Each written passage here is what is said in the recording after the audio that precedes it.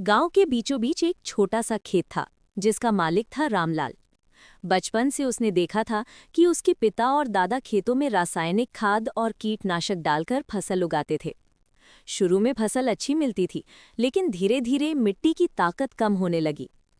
रामलाल का मन परेशान रहने लगा। एक दिन उसने अपने पिता से पूछा, पिताजी, हमारी मिट्टी पहले जैसी उपज क्यों नहीं देती? पिता ने कहा, बेटा, ये रसायन हमें तात्कालिक उपज तो दे देते हैं, लेकिन धीरे धीरे जमीन को बीमार बना देते हैं। यही बात रामलाल के दिल को छू गई।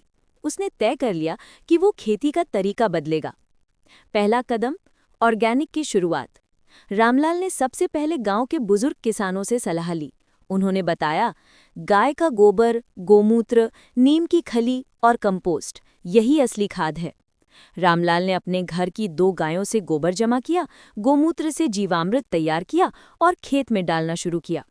शुरू में लोगों ने उसका मजाक उड़ाया, ये तो पागल हो गया है, बिना यूरिया की खेती कैसी होगी? लेकिन रामलाल चुपचाप मेहनत करता रहा।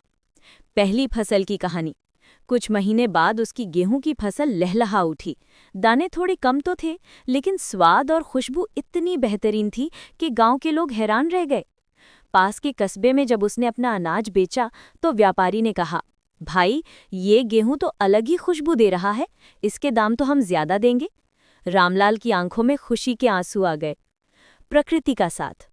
ऑर्गेनिक खेती से खेत में चिड़ियां, तितलियां और मधुमक्खियां फिर लौट आईं। मिट्टी मुलायम हो गई,